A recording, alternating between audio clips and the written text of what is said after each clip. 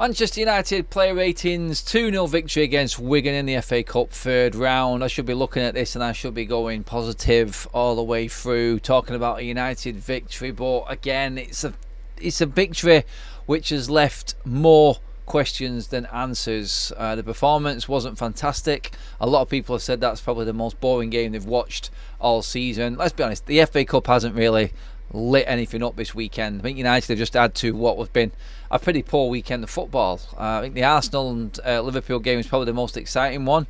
Everything else, it's just a weekend that we want to forget. And we're going to get into the player ratings for this game right now, and it's a simple win for United. We take the W's, we take the wins when we get them, but yeah, the player performances, again, a few of them very, very lacklustre, and I think that's going to show in these player ratings. Now, don't forget, guys, get your ratings in the comments below. Let me know if you agree with my choices and what I've given the players tonight.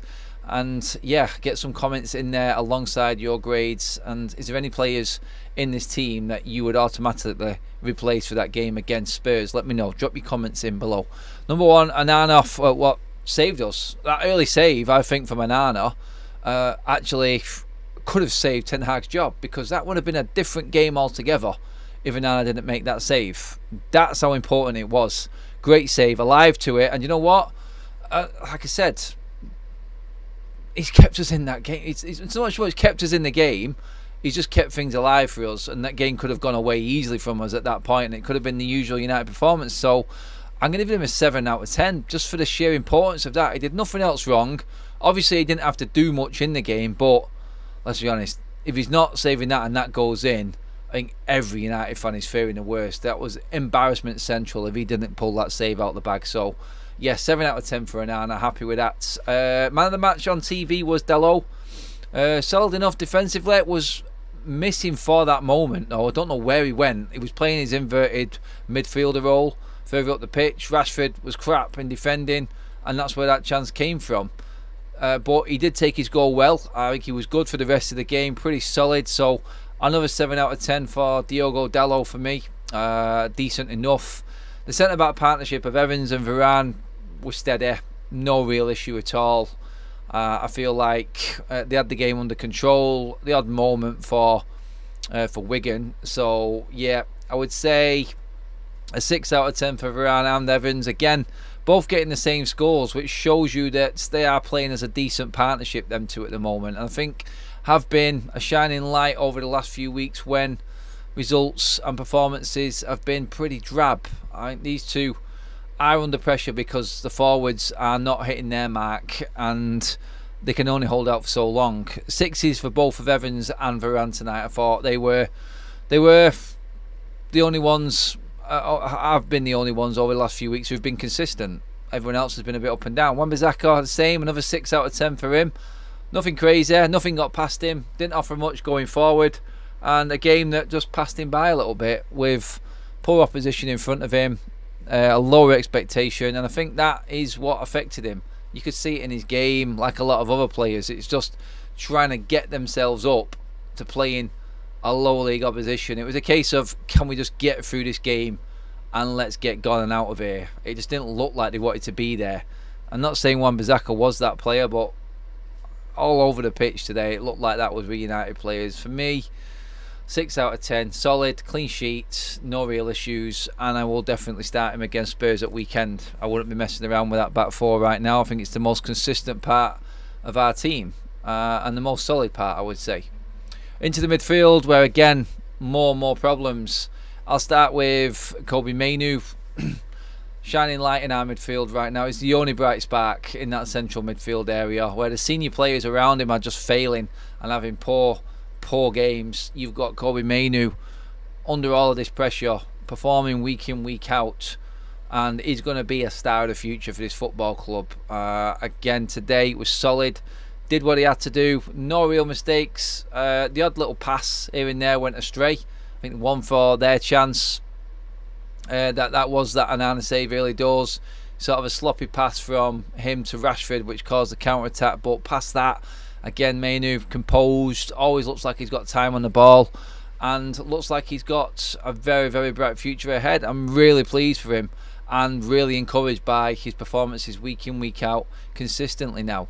So Kobbie Mainoo, you know what, another 6 for him, solid enough, and unlucky not to get a goal, pulled off a good save from the keeper tonight. Bruno Fernandes, even with his penalty, that was a 4 out of 10 for me for Bruno tonight as the captain and as the talisman for Manchester United. Another lacklustre performance.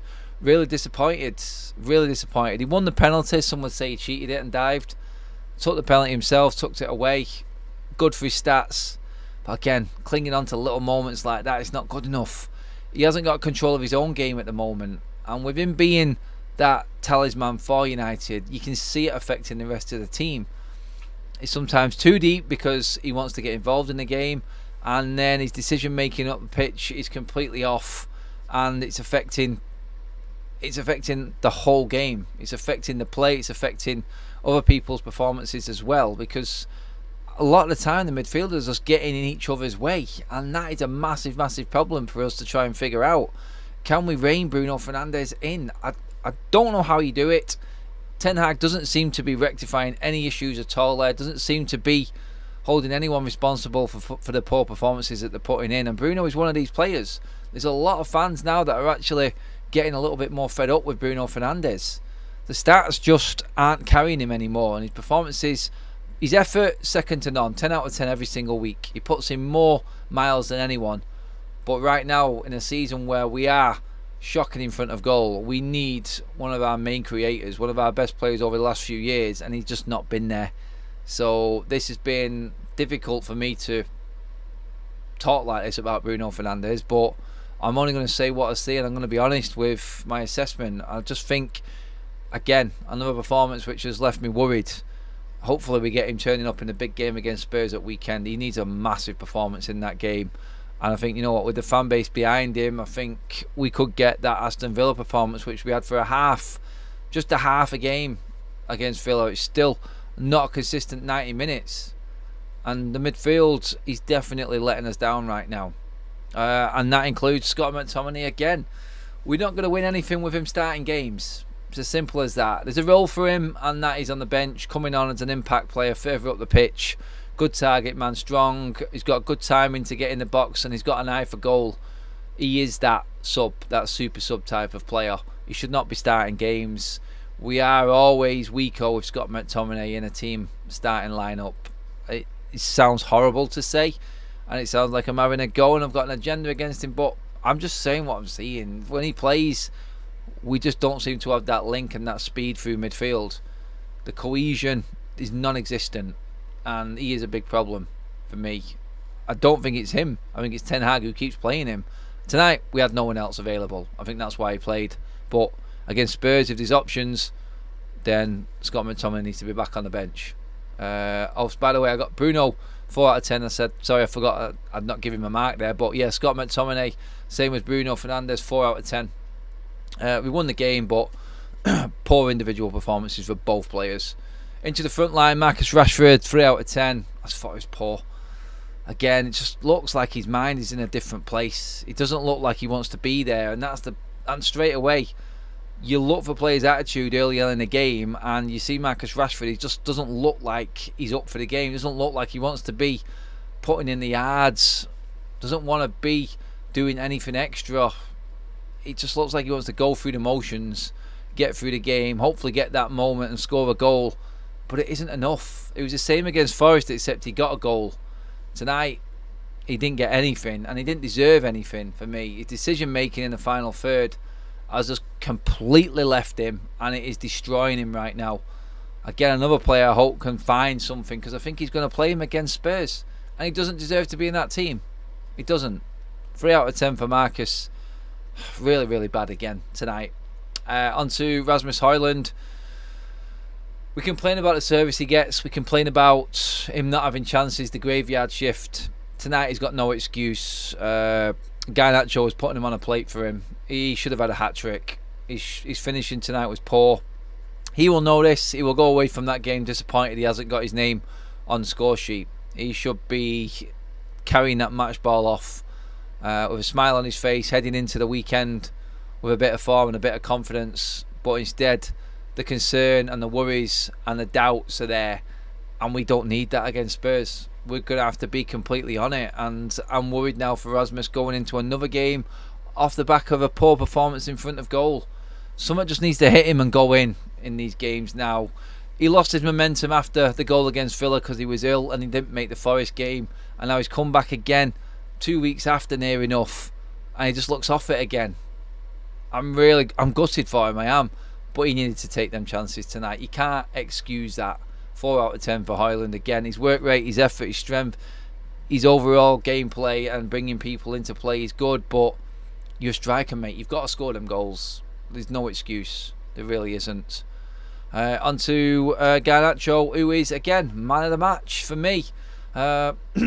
Brilliant. First half, fantastic. Absolutely destroyed Wigan with some good old-fashioned wing play. His crossing was outstanding tonight. I thought he was superb in that first half.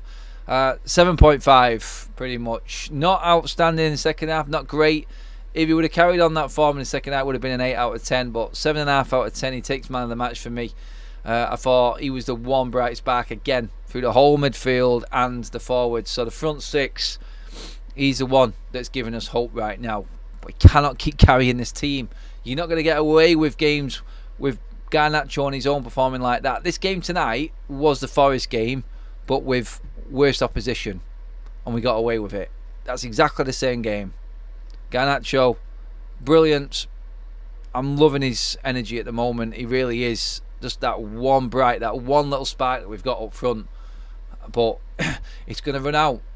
We can't keep relying on him, and that's what this team is doing at the moment. It is really unfair on him, but you've got to give him massive credit for holding up and having the mental strength to deal with this. There are the marks. Garnacho gets man of the match. Rashford with the worst marks of the night. Let me know what you think, guys. Am I right in my assessment?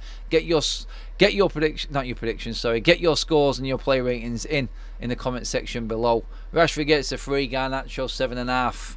Night and day, them two in the top half of the pitch right now for me. This is Forever United TV. I'm Adam. Long day, and it's done. United are in the 4th round. That's the main thing. On to Spurs this weekend. Cheers for watching, everyone.